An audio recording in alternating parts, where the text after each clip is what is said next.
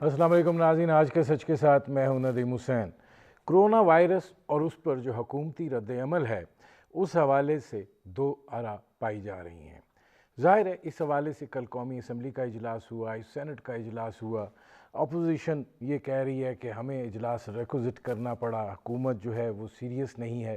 दूसरी जानिब हुकूमत का मौक़िफ़ ये है कि पॉलिसीज़ जो हैं वो वज़ा की जा रही हैं, क्लैरिटी जो है वो अपनी जगह के ऊपर मौजूद है। कौमी राब्ता कमेटी है मौजूद है जिसके अंदर सारे वज़राए आला, आज़ाद कश्मीर के वज़ीर आज़म सब मौजूद होते हैं। इसी तरह NCOC है जो कि रोज़ाना की बुनियाद के ऊपर मुल्क में कोरोना वायरस की सूरत हाल के बारे में जायज़ा लेती है और उसके बाद तमाम फ़ैसले जो हैं इत्तफ़ाक़ राय से किए जाते हैं। ये बात भी कही गई कि कौमी असम्बली के अंदर भी जो तकारीर हुई वो बुनियादी तौर पर इल्ज़ाम और जवाबुल इल्ज़ाम था। इसी तरह सेनेट के अंदर भी मामला जो है आज वही देखने में आया है और ज़ाहिर है कि हुकूमत जो है वो ये बात कह रही है कि इस सारी सूरत हाल के अंदर पार्लिमान जो है वो गायब है और पार्लिमान जो है वो एक प्लेटफॉर्म है जो बुनियादी तौर पर पॉलिसी साजी वज़ा करने के हवाले से उसका एक मरकज़ी सिलसिला है। लेकिन वज़ीर आज़म जो हैं वो पार्लिमान से गायब हैं। इस हवाले से हुकूमती जवाब जो है वो वही है जो होता है और वही कह रहे हैं कि वज़ीर आज़म जो हैं वो रोज़ाना की बुनियाद पर इस हवाले से बाखबर भी हैं और मीटिंग्स भी कर रहे हैं और ज़ाहिर है कि फ़ैसला साजी के हवाले से इदारे जो हैं उनको मुतहर्रिक किया गया है और उस बुनियाद पर वो फ़ैसले जो हैं वो हो भी रहे हैं। लेकिन जिस तरीके से इस वक्त सूरत हाल है, डॉक्टर्स की अपनी एक राय है, डॉक्टर्स की राय भी मुनक़सिम है। कोई डॉक्टर्स जो हैं वो ये चाहते हैं कि लॉकडाउन जो है वो मुकम्मल हो और कुछ चाहते हैं कि लॉकडाउन बिल्कुल ही ना हो। ज़ाहिर है ऐसी सूरत हाल के अंदर सिर्फ़ एक अमल जो है इस वबा से बचाव का ज़रिया है और वो है एहतियात। अब ये एहतियात जो है वो किस तरीके से की जाए, SOPs जो हैं वो किस तरीके से मौसर बनाई जाएँ, उस हवाले से इंतज़ामी ढांचा जो है वो कमज़ोर पड़ता हुआ दिखाई दे रहा है और लोगों को भी शायद ये एहसास नहीं है, इसलिए कि इसका जो रद्द-ए-अमल है वो शायद इतना उस शिद्दत के साथ उभर कर सामने अभी तक नहीं आया है जिस तरीके से बाकी ममालिक के अंदर हुआ है और लिहाजा यहाँ हालात को जो है वो लाइट लिया जा रहा है। दूसरी तरफ असद उमर साहब ये फरमा रहे हैं कि अगर चीनी के मामले पर सवाल पूछा जाना है तो मुझसे पूछा जाए, वज़ीर आज़म से नहीं, क्योंकि मंजूरी जो है जिस फोरम से दी गई मैं उस फोरम को जो है वो चेयर कर रहा था। अब इस हवाले से शायद खाकान अब्बासी साहब का अपना एक मौक़िफ़ है और वो जो हैं वो ना सिर्फ ये कि इस कमीशन में बुलाए जाने के लिए गए, बल्कि इस हद तक भी वो गए कि उन्होंने ये बात कही कि ज़िम्मेदार जो है वो वज़ीर आज़म हैं। लेकिन देखना ये है कि इस ज़िम्मेदारी का तयन जो है वो क्यों कर और कैसे जो है वो होगा। मुल्क के अंदर 18वीं तरमीम के हवाले से भी बात हो रही है। कल बिलावल भुट्टो ज़रदारी साहब कह रहे थे कि हम हुकूमत के साथ बैठने के लिए तैयार हैं, हम दरवाज़ों के पीछे भी बैठने के लिए तैयार हैं। वो अपना दस्ते ताउन जो है वो बढ़ा रहे थे। दूसरी जानिब मुस्लिम लीग नवाज़ जो है वो इस हवाले से उनका एक मौक़िफ़ जो है वो अपनी जगह के ऊपर है। वो कह रहे हैं कि ये मौका नहीं है कि 18वीं तरमीम पर जो है वो बात की जाए।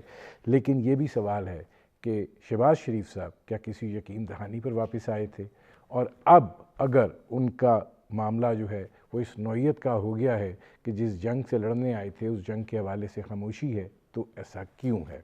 ये वो सूरत हाल है जिस पर करेंगे बात। आपका अपने मेहमान से तारुफ़ करवाते हैं। मेरे आज के मेहमान मुस्लिम लीग नवाज़ के सीनियर रहनुमा शाहिद खाकान अब्बासी साहब, साबिक़ वज़ीर आज़म पाकिस्तान भी रहे। शाहिद खाकान अब्बासी साहब, फवाद चौधरी साहब ने ट्वीट किया है कि जनाब ठीक है आपने असम्बली का इजलास बुला लिया है, आज सेनेट का इजलास भी हो रहा है, एक ही तरह की तकरीरें हैं, एक ही तरह का मेयार है, अपोजिशन की तरफ से इल्ज़ाम आ जाते हैं, वहाँ से वो जवाब इल्ज़ाम लगा देते हैं, किस्सा ख़त्म। फ़ायदा क्या हो? फ़ायदा कोई नहीं है, बंद कर दें पार्लियामेंट को, यकीन करें। आप समझते हैं? जी जी बिल्कुल बंद कर दें ना। वज़ीर आज़म आता है, पार्लियामेंट का एक निज़ाम होता है। जैसे कल का ये सबसे बड़ा चैलेंज है पाकिस्तान का। तरीका ये होता है, हुकूमत अपनी पॉलिसी स्टेटमेंट देती है कि ये चैलेंज है, हम इसका इस तरह मुकाबला कर रहे हैं, हम ये कोशिशें कर रहे हैं। उसके बाद अपोजिशन जो होती है وہ اس کے جو پارٹی کے رہنما ہوتے ہیں، دیگر لوگ 10 12 15 تقریریں وہ کرتے ہیں، پھر ان کی آراء سننے کے بعد حکومت وائنڈ اپ کرتی ہے۔ یہ پارلیمنٹ کا اصول ہے پوری دنیا میں اور ہمارے ملک میں ہمیشہ سے رہا ہے۔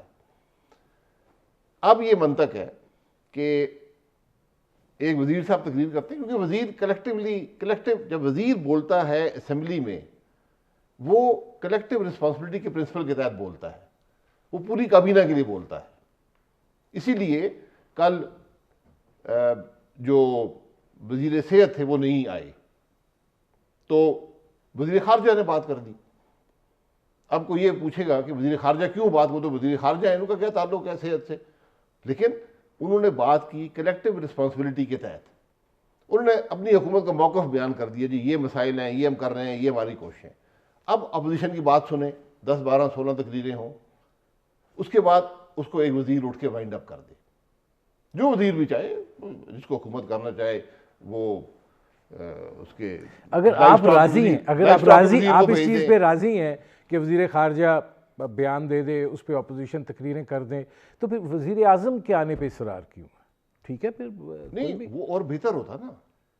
وزیر اعظم جو ہوتا ہے وہ ایک سب سے بڑا لیڈر آف دا ہاؤس ہوتا ہے، تو آج ملک کو لیڈرشپ کی ضرورت ہے۔ پرائم منسٹر جو ہوتا ہے وہ حکومت کا لیڈر ہوتا ہے۔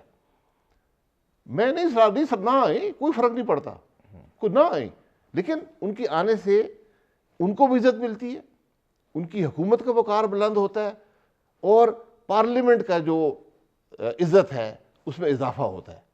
وہ نہ آئیں، ٹھیک ہے، نہ آئیں، ان کی مرضی ہے، ماضی میں بھی لوگ نہیں آتے رہے، لیکن جو یہ ڈیبیٹ کا معیار ہے یہ اسی طرح ہوگا اگر آپ یہ کریں گے۔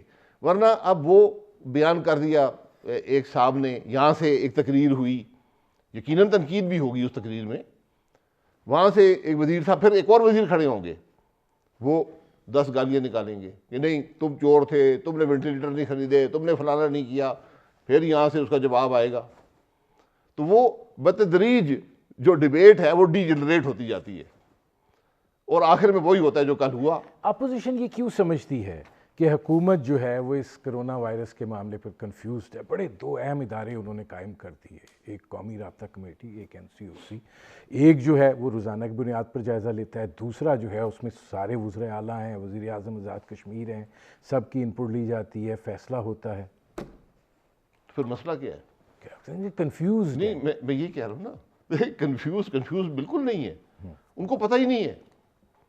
میں صرف آپ سے اتنے بڑے ادارے بنا کے بھی نہیں پتہ۔ اداروں سے بات نہیں بنتی، اداروں کی آؤٹ پٹ کیا ہے، ادارے کا فیصلہ کیا ہے، ہمیں دکھا دیں، ہمیں ایک کاغذ دکھا دیں جس پہ یہ لکھا ہو کہ ملک کی یہ اسٹریٹجی ہے، وہ بتا دیں۔ ابھی آج بنا کے دکھا دیں کہ پاکستان کی اسٹریٹجی کرونا وائرس کا مقابلہ کرنے کے لیے یہ ہے۔ لاک ڈاؤن اس چیز کو کہا جاتا ہے ہماری سمجھ میں، جو حکومت کی لاک ڈاؤن کی سمجھ ہے، لاک ڈاؤن کی سمجھ ہر ملک کی اپنی ہے، اس کو کنٹینمنٹ اسٹریٹجی یا ڈسٹینسنگ اسٹریٹجی کہتے ہیں، ہر ملک کی اپنی ہے۔ چین جیسے ملک نے کرفیو لگا دیا، گھر سے باہر نکل نہیں سکتے۔ دبئی نے کرفیو لگایا، دبئی میں 3 ہفتے انہوں نے گھر سے باہر نکلنے نہیں دیا، پھر 3 دن میں ایک دفعہ اجازت دی، پھر ڈیلی اجازت تھی، آہستہ آہستہ کو کھولا۔ اب وہاں دکانیں بھی کھل رہی ہیں، کیسز بھی ہو رہے ہیں، لیکن کم ہو رہے ہیں آہستہ۔ ہماری حکومت کی کیا اسٹریٹجی ہے؟ یہ کسی نے، یہ کل شاہ محمود صاحب نہیں بتا، وہ کہتے تھے ہم بنا رہے ہیں اسٹریٹجی۔ نہیں، اسٹریٹجی بنا نہیں رہے۔ دیکھیے شاہد خاقان عباسی صاحب، آپ کو نہیں لگتا کہ حکومت جو ہے وہ اس مخمصے میں پھنسی ہوئی ہے، اور وہ یہ ہے کہ لائف اگینسٹ لائیولیہوڈ، کہ زندگی ایک طرف زندگی کا مسئلہ ہے، دوسری طرف جو ہے اس سے بڑا مسئلہ ہے، اتنا سا ملک ہے، 22 کروڑ کی آبادی ہے، اور آپ 22 کروڑ کو کیا یہ ملک جو ہے، ظاہر ہے ریاست جو ہے، ملک تو چلا ہی رہا ہے، لوگ ایک دوسرے کے ساتھ کر رہے ہیں، کیا ریاست 22 کروڑ لوگوں کو ان لمیٹڈ ٹائم کے لیے فیڈ کر سکتی ہے؟ نہیں کر سکتی نا، اسی پہ اسٹریٹجی بنا لیں۔ میں یہ نہیں کہہ رہا کہ آپ بند کر دیں، میں کہہ رہا ہوں کھول دیں، یہ بھی ایک اسٹریٹجی ہے۔ یہ بہت سے ملکوں نے اپنائی تھی، امریکہ نے اپنائی، یہ اٹلی نے بھی اپنائی، اسپین نے اپنائی، UK نے اپنائی، کیونکہ چلنے دیں، ہرڈ امیونٹی ڈیولپ ہو جائے گی. 100 لاکھ 2 لاکھ 3 لاکھ آدمی بیمار ہوگا, ایک امیونٹی ڈیولپ ہو جائے گی, اور جو ایٹ رسک پاپولیشنز ہیں ان کو ہیلپ کرے. یہ کلیئرلی آرٹیکولیٹڈ اسٹریٹجی تھی. ہمارے ملک کی کیا اسٹریٹجی ہے یہ کسی کو نہیں پتا. کل جو وزیر صاحب نے بات کی, وہاں تقریباً 3-4 وزراء نے بات کی, 2 تو ایسے گالیاں دینے میں معمور تھے, جو پہلے شاہ محمود صاحب تھے وزیر خارجہ, انہوں نے بہت سی باتیں کی, لیکن انہوں نے کبھی یہ نہیں بتایا کہ حکومت کی اسٹریٹجی ہے کیا. مثلا آپ کہتے ہیں کہ لاک ڈاؤن کو ہم ایز کر رہے, آپ نے لاک ڈاؤن لگایا کب تھا یہ پتہ ہے کسی کو؟ مجھے کابینہ کا ایک فیصلہ بتا دے, پرائم منسٹر کی ایک بات بتا دے, حکومت کا ایک کاغذ دکھا دے جس پہ لکھا ہو کہ پاکستان میں لاک ڈاؤن اس طرح ہوگا. اس میں حکومت کا جو شاہد خاقان عباسی صاحب موقف آتا ہے, وہ کہتے ہیں ٹھیک ہے جی ہم وفاق ہیں, ہمارے نیچے یہ صوبے ہیں, صوبے جو ہیں وہ 18ویں ترمیم کے بعد خود مختار ہیں, وزیر اعظم صاحب کہہ رہے ہیں, اور وہ اپنی سمجھ بوجھ سے فیصلہ کریں کہ ان کے ہاں صورتحال کتنی خراب ہے اور انہوں نے کیا حکمت عملی اختیار کرنی ہے. بہانے میں معذرت سے کہوں گا, کیونکہ نہ آئین پڑھا ہے کسی نے, نہ قانون پڑھا ہے. کیا صحت کا مسئلہ صوبائی نہیں ہے؟ انفیکشس ڈیزیزز وفاق کا مسئلہ ہے. یہ نہ پرائم منسٹر کو پتا ہے نہ کسی وزیر کو پتا ہے. قانون پڑھ لیں. اگر نہیں بھی ہے, ملک تو سب کا ہے نا, آپ نے ادارے بنائے ہوئے ہیں, آپ خود کہہ رہے ہیں ہم نے وہ NCVOD, پتہ نہیں CCOD, DPD, یہ سب بنائے ہوئے ہیں, تو وہیں پہ سب بیٹھے ہوئے ہیں. آپ خود کہہ رہے ہیں ہم روز بیٹھتے ہیں, بڑی کوارڈینیشن ہے, وہیں سے کاغذ نکال دیں کہ اس ملک کی, پاکستان مملکت خدا داد 22 کروڑ عوام, اس کی یہ اسٹریٹجی ہے جناب. یہ 1 صفحے پہ ہے, 2 پہ ہے, 2000 پہ ہے, یہ اسٹریٹجی ہے ہماری, اس کو ہم نے امپلیمنٹ کرنا ہے. میں آپ کو ایک سمپل اسٹریٹجی ایک لائن کی بتا دیتا ہوں, وہ کر دیں آپ کے آدھے مسائل حل ہو جائیں گے. بتا دوں؟ بتائیں. یہ دیکھا ہم نے, اس کو کمپلسری کر دیں. وہ تو کہہ رہے ہیں ماسک پہنے. کہاں پہ ہے؟ کہنے سے نہیں ہوتا میرے بھائی, کروانا پڑتا ہے. جو آدمی پبلک ایریا میں جائے گا, گھر سے باہر جائے گا, ماسک پہن کے جائے, اور عام ماسک میں یہ تو دوسرے قسم کا ہے. اتنی بات ہے, یہ بھی آپ نہیں کر سکے. اس کے کسی روزگار ایفیکٹ ہوتا ہے, اس پہ کوئی اثر آتا ہے؟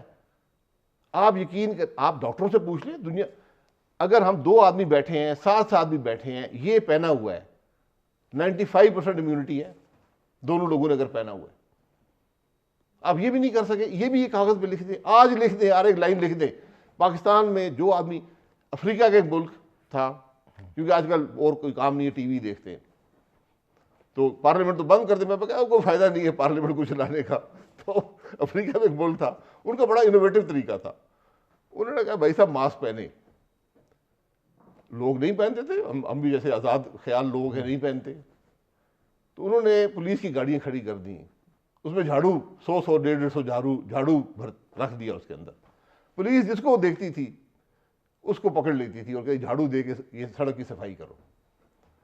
سڑکیں بھی صاف ہوں گی, لوگوں نے ماسک بھی پہننے شروع کر دی. مجھے یہ بتائیں, اسی قسم کی چیز کو یہاں بھی کرنی شاہد پڑتی. خاقان عباسی صاحب مجھے یہ بتائیں کہ آپ لوگ جو کہ پارٹی کی اشرفیہ میں سے نہیں تھے, مطلب پارٹی کی اشرفیہ سے مراد میری زرداری, مملکت زرداری, مملکت شریف خاندان, آپ لوگ نہیں تھے. آپ لوگ بڑا پارلیمنٹ کے اندر آتے تھے, یوسف رضا گیلانی آتے تھے, آپ آتے تھے. لیکن جب یہ اشرفیہ ٹیک اوور کرتی ہے تو ان کے نزدیک بھی پارلیمنٹ بےمانی ہو جاتی ہے. پارلیمنٹ کا کیا رول کیا رہا ہے؟ ہم نے پارلیمنٹ کو کتنی عزت بخشی ہے کہ آج اپوزیشن کھڑے ہو کے یہ دعویٰ مطالبہ کرتی ہے کہ اس پارلیمنٹ کو عزت دو. یار پارلیمنٹ کی عزت اس کے عمل سے آتی ہے, زبانی نہیں آتی. یہاں پر ایک اسپیکر صاحب تھے, انہوں نے پاکستان کا سب سے بڑا جھنڈا لگا دیا اسمبلی کے اوپر. میں اس اسمبلی کا ممبر تھا. اتنا بڑا جھنڈا تھا کہ وہ پھٹ جاتا تھا تیسرے دن ہوا سے, اس کا وہ پول بینڈ ہو جاتا تھا, وزن برداشت نہیں کر پاتا تھا. ان کے خیال میں یہ عزت تھی پارلیمنٹ کی کہ سب سے بڑا جھنڈا ملک کا پارلیمنٹ لگا ہوا ہے. وہ پارلیمنٹ 3 مہینے میں 2 دفعہ توڑی گئی. یہ اس پارلیمنٹ کا وقار تھا. میں یہ نہیں کہتا آپ نے بھی بات کر دی، اصل بات آپ نے کر دی ہے، اور یہی پرائم منسٹر صاحب بھی یہی کہتے ہیں. پرائم منسٹر صاحب کا صرف ایک بیان مجھے سمجھ آیا ہے، 12-13 تقریریں انہوں نے کی ہیں، اور نواب رسانی صاحب کا سنا ہے نا آپ نے، انہوں نے کیا کہا ہے. تو ایک بات سمجھ آئی ہے، انہوں نے کہا لاک ڈاؤن میں نے نہیں کیا، یہ اشرافیہ نے کیا ہے. میں اس دن سے 2 ہفتے ہو گئے ڈھونڈ رہا ہوں یہ اشرافیہ کون ہے. اگر آپ کو پتا ہے تو عوام کو بتا دیں. مجھے تو سمجھ یہ اشرفیہ جو ہے یہ سارے جو بڑے مالدار لوگ ہیں یہ ہیں، ان کو ڈر پڑ گیا کہ ہماری جانوں کو خطرہ ہو گیا، تو وہ پرائم منسٹر سے بالا تر ہیں. کہتے ہیں دباؤ ان کا اتنا آ جاتا ہے. کس پہ دباؤ ڈالا ہے؟ پرائم منسٹر پہ ڈالا ہے انہوں نے. چینی والوں نے ڈالا ہے، گندم والوں نے ڈالا ہے، یہ دوائیوں والوں نے ڈالا ہے. یہ انہوں نے ڈالا ہے جو ہر حکومت میں ڈالتے آتے ہیں، اور ہمیشہ دباؤ پاور کوریڈورز کے اندر ان کا پریشر رہتا ہے. میں تو آج آپ کے پاس آیا اس لیے تھا کہ یہ پتا چلے کہ اشرافیہ کیا ہے، کیونکہ پرائم منسٹر نے کہا ہے، ان کو بھی خود بھی نہیں پتا، یہ بتانے کو تیار وہ نہیں ہے.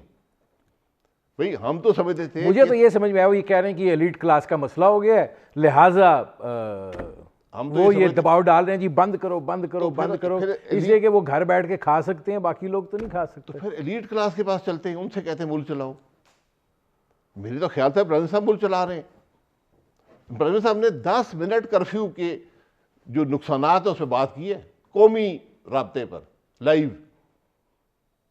میں غلط کہہ رہا ہوں؟ 10 منٹ بتایا ہے کہ کرفیو کیا ہوتا ہے. نہیں وہ تو بتاتے ہیں، سمجھاتے ہیں تو ٹھیک ہے، ہمیں یہ سمجھا دے اشرفیہ کیا ہے، 2 منٹ میں سمجھ آ جائے گی. مجھے نہیں آئی، میں ڈھونڈ رہا ہوں اشرفیہ.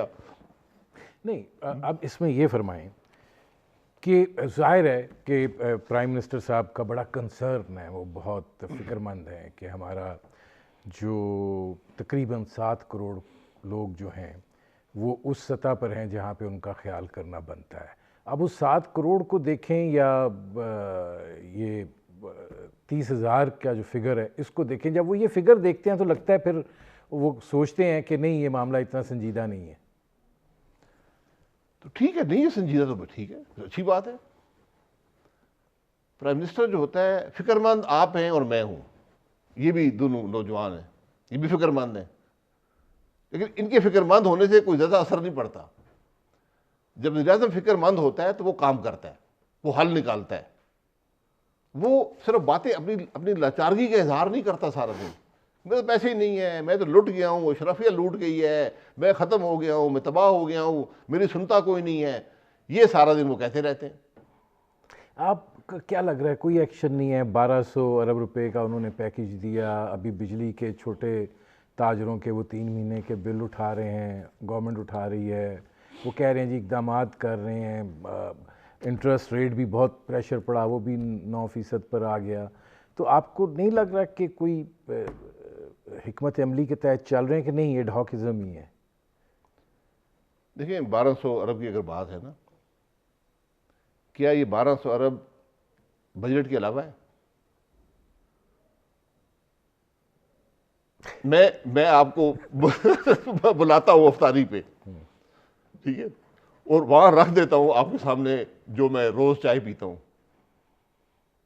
آپ سے کہتا ہوں افطاری آپ کے لیے بنائی تھی، یہ آپ کی افطاری ہے. یہ سب ہیر پھیر ہے.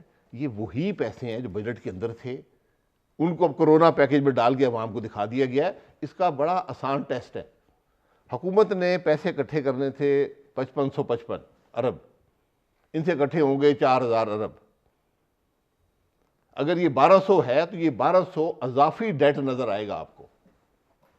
دیکھتے ہیں، دودھ کو دودھ پانی کا پانی ہو جائے گا. حکومت کے پاس پیسے نہیں ہے نا. حکومت جو بھی آج اضافی خرچ کرے گی اضافی قرضہ لے کے کرے گی.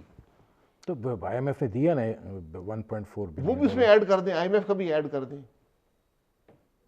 دکھا دیں نا، حساب لکھا کے دکھا دیں کہ ہمارے یہ خرچے تھے، یہ ہم نے اضافی 1200 خرچ کیا، یہ ہم آئی ایم ایف نے دے دیا. آئی ایم ایف نے کتنا دیا ہے؟ 1.4 بلین ڈالر، یا وہ 200 ارب بنتا ہے. چلے میں 200 ارب منہا کر دیتا ہوں. 1000 ارب کا اضافی قرضہ آپ لیں گے. اگر آپ نے واقعی اضافی لوگوں پہ خرچ کیا ہے تو آپ کو 1000 کا اضافی قرضہ نظر آئے گا 30 جون کو. نہیں جھوٹ نہیں بولنا چاہیے. شاید حکومت وزیر اعظم یہ لوگ جب جھوٹ بولنا شروع کریں گے تو، اور یہ اپنے آپ کو دھوکہ دے رہے ہیں، یقین کریں اپنے آپ کو دھوکہ دے رہے ہیں. میں آپ سے ایک سیدھا سوال آپ سے اس حکومت سے کرتا ہوں، ایک کاغذ دکھا دیں جس پہ یہ لکھا ہو کہ ہماری کنٹینمنٹ اسٹریٹجی یا لاک ڈاؤن اسٹریٹجی ہے کیا؟ فلائٹیں بند کر دیں، ٹرینیں بند کر بالکل دیں، کیا آپ نے، ٹرانسپورٹ فلائٹیں بند ہیں، ٹرینیں بند ہیں، اب بسیں بند ہیں، کئی جگہ بسیں بھی تاجر چل رہی رکنے کے لیے تیار نہیں ہے، کئی وہ جگہ ریاست کی ریٹ کو چیلنج کرنے کے بسیں بند ہیں. میرے گھر کے ساتھ جو مارکیٹ ہے وہ بند ہے. ماروکو میں جاتا ہوں وہاں میلہ لگا ہوا ہے. یہ مطلب ہے ماروکو پاکستان سے باہر ہے؟ نہیں. اب چھوٹے دکاندار پریشر تو تھا وہ کھول دیں، سب کو کھول دیں. میرا کیا قصور ہے؟ میں کیوں مارا پھرتا ہوں سامان لینے کے لیے؟ وہاں اے سی نے آ کر بند کرا دی ہر دکان، نائی نہیں ملتا ہے، بال بڑھ گئے، آپ نے دیکھا ہوگا. اچھا یہ نہیں یہ دیکھیں، یہ آپ پاکستان کے ہر شہر میں مختلف لاک ڈاؤن ہے، تو پاکستان کے ہر شہر میں کرونا بھی مختلف ہے. مجھے بتا دیں نا، اگر وہاں کا کرونا مختلف ہے، سندھ کا اور ہے، بلوچستان کا اور ہے، پنجاب کا اور ہے، جی بی کا اور ہے. نہیں دیکھیں، ایک بات تو آپ تسلیم کریں نا کہ وزیر اعظم صاحب جو ہیں وہ ایک جمہوریت پسند آدمی ہیں. انہوں نے کہا ہے کہ صوبائی خود مختاری ہے، صوبے کل کو ہم پہ اعتراض نہ کریں، وہ فیصلہ کر لیں. وہ سندھ سمجھتا ہے کہ اس کے یہاں صورتحال خراب ہے، فیصلہ کر لے. خیبر پختونخوا سمجھتا ہے صورتحال خراب ہے، اس کے مطابق فیصلہ کر لے. بلوچستان سمجھتا ہے، اب بلوچستان نے ایکسٹینڈ کیا، سب سے پہلے انہوں نے لاک ڈاؤن ایکسٹینڈ کیا. اسی طریقے سے باقی اگر سمجھتے ہیں اور وہ اس کو اس طریقے سے ہینڈل کریں. مسئلہ یہ بہت اچھی اسٹریٹجی ہے کہ آئین کے مطابق بھی ہے، انہوں نے خیال رکھا ہے صوبوں کا. پھر یہ سی سی بی او ڈی وغیرہ کیا بنائے ہوئے ہیں. اور مسئلہ ایک اور ہے، مسئلہ یہ ہے کہ کرونا وائرس جمہوریت پسند نہیں ہے، نہ وہ آئین کو مانتا ہے، نہ وہ صوبائی سرحدیں دیکھتا ہے. جب تک ایک ملک کی ایک اسٹریٹجی نہیں ہوگی آپ کنٹرول نہیں کر پائیں گے. پاکستان، یہ پولیو کے پروگرام میں مجھے بل گیٹس نے کہا کہ میں حیران ہو گیا کہ پاکستانی لوگ کتنے موبائل ہیں. اس کا یقین کریں، میں نے بہت سے ملکوں میں کام کیا ہے، لیکن جتنی موومنٹ پاکستانی لوگوں کے اندر ہے، ایک شہر سے دوسرے شہر جانا، سفر کرنا، یہ شاید کسی ملک میں نہیں ہے. تو آپ کیا کر رہے ہیں یار؟ یہ صرف سمجھا دیں. یہ آپ اسلام آباد کو، یہ تو وفاق ہے نا، ہر سیکٹر کی اپنی اسٹریٹجی ہے، ہر محلے کی اپنی ہے، ہر علاقے کی اپنی ہے. بنی گلہ کی اور ہے، ترنول کی اور ہے، بارکو کی اور ہے. آپ ایک اپنے وفاق کو نہیں کر سکے. میں آپ کو صحت کی بتا دیتا ہوں، 11 ارب روپے ایلوکیٹ ہوا تھا آئی سی ٹی کے اندر صحت کے لیے، ایک پیسہ خرچ نہیں ہوا. ناظرین، سابق وزیر اعظم شاہد خاقان عباسی سے ہماری گفتگو جاری ہے. ایک مختصر سے کمرشل بریک کا وقت ہوا ہے، ملتے ہیں اس وقت کے بعد.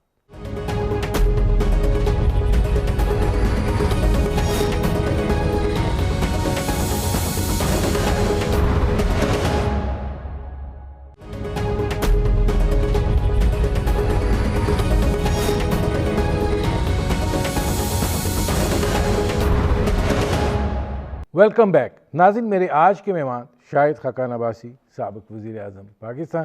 شاہد خاقان عباسی صاحب، آپ پہلے اپنی بات مکمل کر لیں، پھر ذرا آگے چلیں. نہیں، میں یہ لمبی باتیں میں اسمبلی میں کل کر دوں گا. میری میں آپ کو وہاں سنا دوں گا. میں طریقہ بتا دوں گا حکومت کو کرنا کیا چاہیے. جی بتائیں. میں بتا دیں، سب سے پہلا کام ہوتا ہے، آپ جسے ٹیکنیکل ٹرم میں ایک زار مقرر کرتے ہیں، CZAR، جو رشیا کے زار ہوتے ہیں نا، یعنی ایک لیڈر. کرونا وائرس کے خلاف پاکستان کا یہ لیڈر ہے، یہ بات کرے گا. اسد عمر ہے، تو وزیر اعظم بھی ہو سکتا ہے، اسد عمر ہے.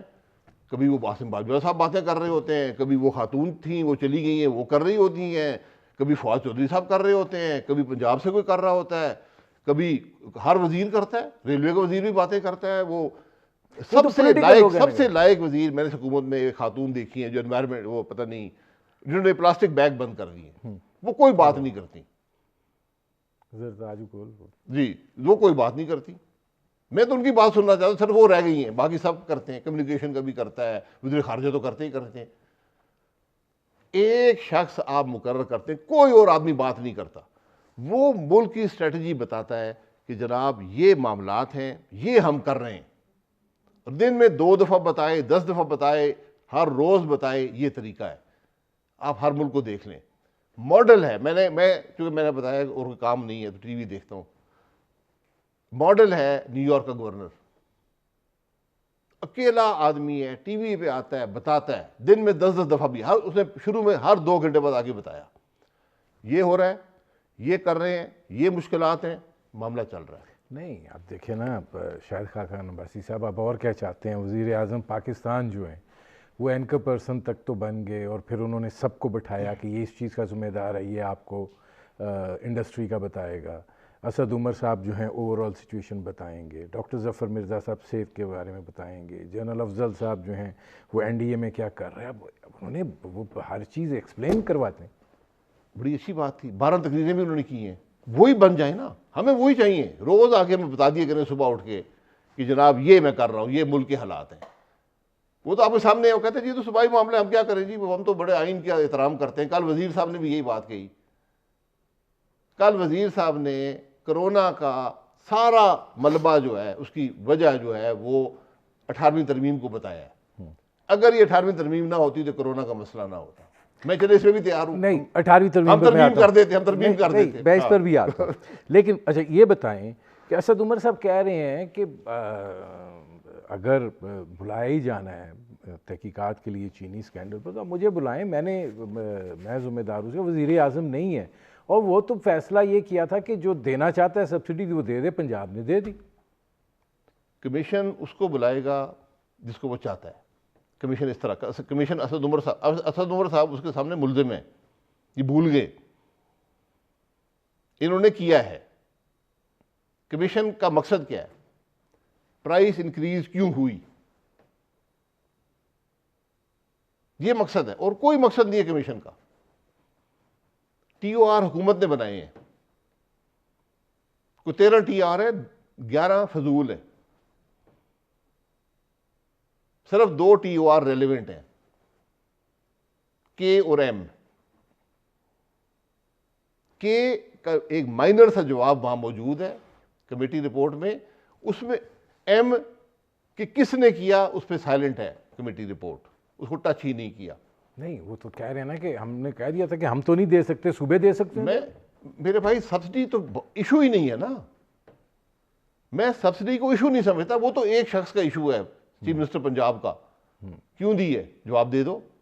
ایک لکھ کے دے دو، میں جی اس لیے میں بڑا نالائق آدمی تھا، مجھے پتہ نہیں تھا سبسڈی دے دی، چند دوستوں کو ضرورت تھی پیسوں کی، ان کو دے دیے، 3 ارب روپے حکومت کا دے دیا. یہ ایک جواب ہے، ٹھیک ہے ہم قبول کر لیں گے. سبسڈی تو ایک طرف کر دینا. اصل ایشو ہے کہ قیمت کیوں بڑھی ہے. قیمت سبسڈی سے نہیں بڑھتی، سبسڈی سے گھٹنی چاہیے تھی.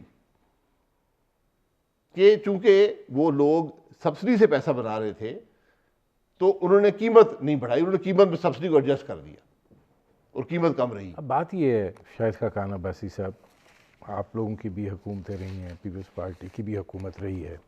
اب یہ جو چینی کی رپورٹ ہے یہ بات کہتی ہے کہ حکومت کے پاس کوئی ڈیٹا ہی نہیں ہے جس کی بنا کے اوپر یہ دیکھا جا سکے کہ کیا صورتحال تھی. وہ تو جو ملیں بتاتی ہیں وہ ہے، اور ہمیں اس کے لیے فرانزک آڈٹ جو ہے وہ کرنا ہے. تو جب یہ صورتحال ہو، حکومتوں کو انٹرسٹ ہی کوئی نہ ہو، تو پھر یہی نتیجے نکلنے ہیں نا جو نکل رہے ہیں. دیکھیں یہ اصل مسئلے سے توجہ ہٹانے والی بات ہے. بالکل ڈیٹا بلوں کا ہے. آپ کے پاس ایک بڑی واضح انڈیکیشن آتی ہے جب مسئلہ ہو نا. بات قیمت کی ہے نا، اور کوئی بات تو نہیں کہ چینی کی کوالٹی خراب ہو گئی تھی، چینی کا رنگ بدل گیا تھا، یہ بات تو نہیں ہے نا. صرف یہ بات ہے کہ چینی کی قیمت بڑھ گئی، کیوں بڑھی ہے، کس نے بڑھائی ہے، یہ سوال ہے. تو جب آپ نے دیکھا، آپ حکومت ہیں، آپ کو کوئی ڈیٹا نہیں ہے، لیکن بازار کا ڈیٹا تو ہے نا. ہر مہینے میں ای سی سی اور کیبنٹ جو اسٹیٹسٹکس آتے ہیں پرائسز کے، ان کو ایگزامن کرتی ہے ہر مہینے. تو جب آپ دیکھا کہ یار قیمت بڑھ رہی ہے چینی کی، آپ نے کوئی کریکٹیو ایکشن کیوں نہیں لیا؟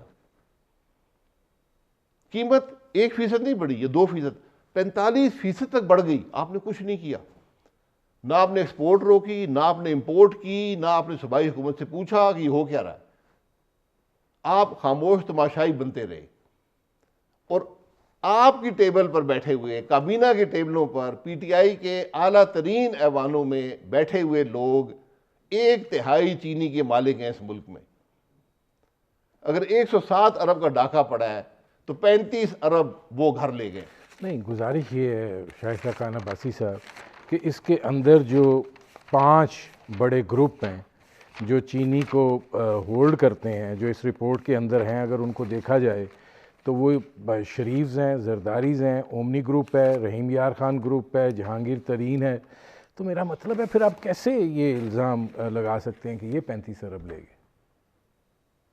میں الزام تو نہیں لگا رہا ہوں، میں تو حقائق بیان کر رہا ہوں. آپ نے بھی حقیقت اس رپورٹ کی بیان کی ہے، میں اس میں بھی بات کر دیتا ہوں.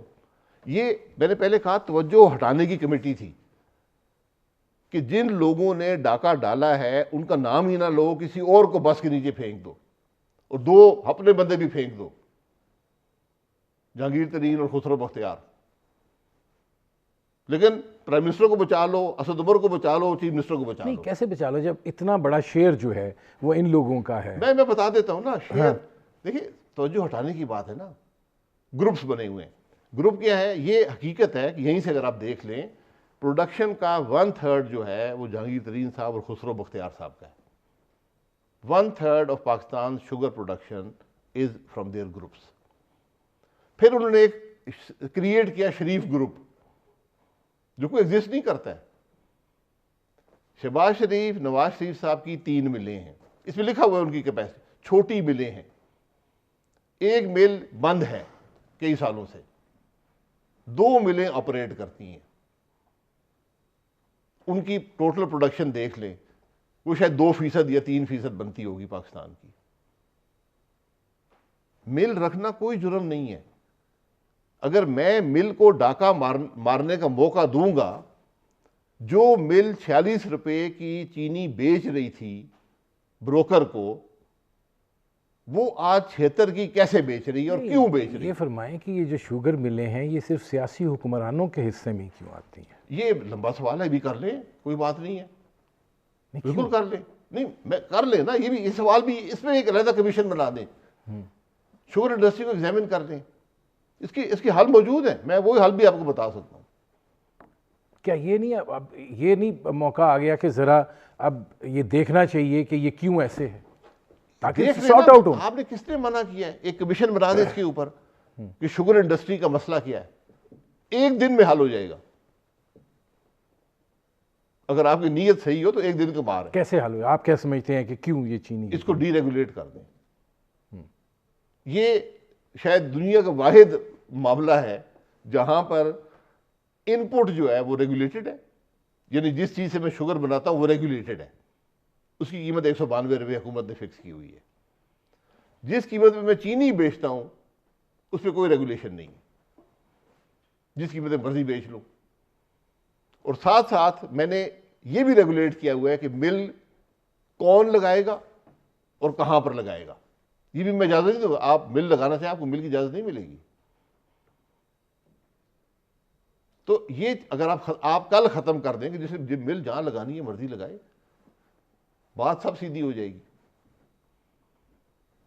اچھا، اب آئیں ذرا اس طرف بھی. 18ویں ترمیم بہت تو مجھے اپوزیشن، کوئی فیس ہی بھی دیا کرے، حل بتاتا رہتا ہوں مختلف قسم کے.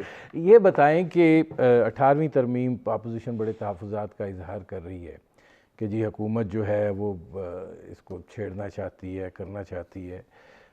آپ کیا سمجھتے ہیں 18ویں ترمیم کوئی صحیفہ آسمانی تھوڑی ہے، ترمیم نہیں ہو سکتی؟ اگر اس میں کوئی چیزیں، کوئی سوالیہ نشان ہیں تو ایڈریس کر لیں. کیا 18ویں ترمیم ہے کہاں پہ؟ آئین میں نے تو نہیں دیکھی. اتنا احترام ہو رہا ہے 18ویں ترمیم میں سیدھا سوال کروں، آپ آئین منگا لیں، اس میں کوئی لکھا ہوا کہ یہ 18ویں ترمیم ہے؟ لیکن وہ 18ویں ترمیم ہوئی تو صحیح. 24 ترمیمیں ہو چکی ہیں، میں 25 ہو چکی ہیں شاید. کہیں لکھا ہوا ہے کہ جناب یہ جو سیکشن ہے آئین کا 18ویں ترمیم ہے. یہ سب باتیں وہ کرتے ہیں جو 18ویں ترمیم کو پتہ ہی نہیں ہے. نہیں تبدیلی، اور مزے کی بات ہے کہ شاہ محمود قریشی صاحب بھی کر رہے نہیں، ہیں وہ جو ووٹر تھے آئینی ترمیم کے. اور اس کے نہیں تو وہ جس طریقے سے آپ نے ترمیم وہ کروائی وہ ووٹروں کا یہی حال ہونا ہے. اس لیے کہ اس کی ایک کلاس پر پارلیمنٹ کے اندر بات نہیں، آپ نے کمیٹیاں بنا دی، کمیٹیوں سے اپروول لے لیا، کہا جی وہ گئی. یہ وزیر تھے اس حکومت کے جو 18 ترمیم کر رہی تھی. اور بڑی کون سے وزیر سے مشورہ لیا اور تھا؟ نہیں، وہ پارلیمنٹیرینز پٹتے رہ گئے کہ ڈیبیٹ کروا لو، آپ لوگوں نے نہیں کروائی. ایسے نہیں ڈیبیٹ نہیں ہوتی. 3 سال کمیٹی بیٹھی رہی ہے. بالکل میں ڈیبیٹ کے آپ جب پارلیمنٹ کی بات کرتے ہیں تو پارلیمنٹ کو ایجوکیٹ بھی کریں نا. بالکل کہتا وہ تو ہوں کیے ہی نہیں.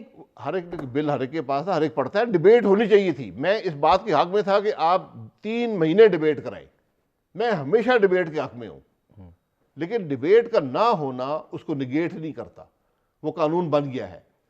18ویں ترمیم جو تھی وہ آج پاکستان کے آئین کا حصہ ہے. آج ایک آئین ہے, یہ ہمارا آئین ہے, ٹھیک ہے. 18ویں ترمیم 102 کلازز کو ٹچ کیا اس نے. وسیع ترین ترمیم تھی پاکستان کی. اس کے میری نظر میں 3 حصے تھے بڑے. ایک تھا صوبوں اور وفاق کے جو اختیارات ہیں اس کا توازن, یعنی کنکرنٹ لسٹ ختم ہو کر صوبوں کو چلی گئی. دوسرا تھا پریزیڈنشل پاورز جو تھیں اس کو ختم کر کے واپس پارلیمانی نظام بنا دیا گیا, نیم صدارتی سے پارلیمانی. اور تیسرا تھا جنرل ضیاء الحق کا نام, جو شاید 18 دفعہ آئین میں لکھا ہوا تھا. 8ویں ترمیم کے ذریعے اس کو ختم کیا گیا. اب اگر آپ واپس لانا چاہتے ہیں صدارتی نظام تو میں تو پوری مخالفت کروں گا. میری پارٹی مانے یا نہ مانے, میں تو سخت مخالفت کروں گا, اسمبلی چھوڑ دوں گا. اگر آپ صوبوں سے اختیارات لینا چاہتے ہیں, سخت مخالفت ہے. اس کے بغیر پاکستان نہیں چلے گا, میرا کنسیڈرڈ اوپینین ہے. ہاں, ضیاء الحق صاحب کا نام ہمارے خاندانی فیملی دوستی تھی, ان کا نام واپس ڈالنا چاہتے ہیں, سو بسم اللہ. ضیاء الحق صاحب سے میں نے بات کی, وہ بھی تیار ہے. وہ کہتے ہیں میرے والد کا نام واپس ڈال دو. پرسوں میں نے کو افطاری ہم نے اکٹھے کی, تو میں نے کہا یار وہ حکومت کہتی ہے کہ 18ویں ترمیم ختم کر کے آپ کے والد کا نام واپس ڈالنا, آپ کی اجازت ہے؟ انہوں نے کہا جی اجازت ہے, آپ ڈال دیں.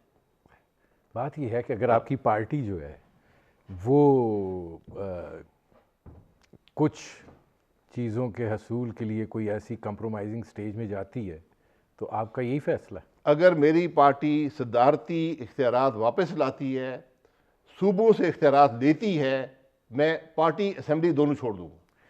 یہ بتائیں کہ مسئلہ این ایف سی کا زیادہ ہے یا باقی چیزیں؟ بھئی یہ حکومت بتائے نا. میں یہی کہہ رہا ہوں کہ دیکھیں غیر وزیر اعظم صاحب ایک دفعہ ذکر کر چکے ہیں کہ وہ ہمارے پاس کچھ بچتا ہی نہیں ہے, سارے صوبے لے جاتے ہیں. بہت اچھی بات ہے, میں اس پہ آتا ہوں. میں یہی کہتا ہوں کہ ذمہ داری کا تقاضا یہ ہوتا ہے کہ ایک وزیر بات کرے. وزیر قانون اسی لیے بنایا جاتا ہے, وہ بات کرے جی کہ ہمیں مشکل ہے حکومت چلانے میں, اور یہ ہم ترمیم چاہتے ہیں آئین کے اندر. ایک ترمیم کا بل لے آئے آئین کا, کہ یہ ترامیم, یہ شکے ہیں جو ترمیم کرنا چاہتے ہیں. اس پہ اسمبلی میں بحث ہوگی, میڈیا میں بحث ہوگی, ایک حل نکل آئے گا.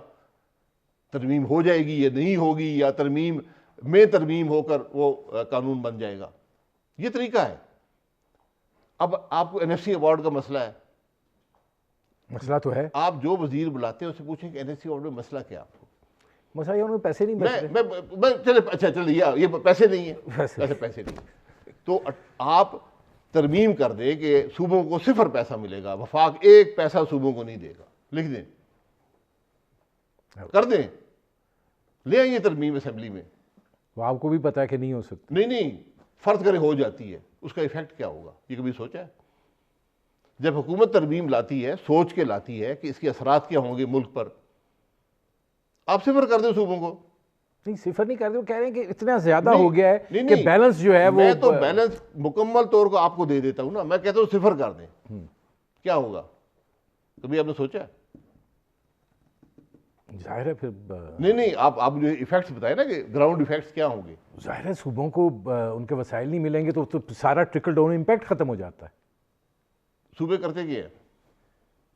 صوبے جو عوام کی فلاح بہبود کے جتنے ان کے منصوبے ہیں سارے افیکٹ ہوتے ہیں. تو جب آپ لے لیں گے پیسہ, اسکول بند, ہسپتال بند, ڈیولپمنٹ بند, ملک بند.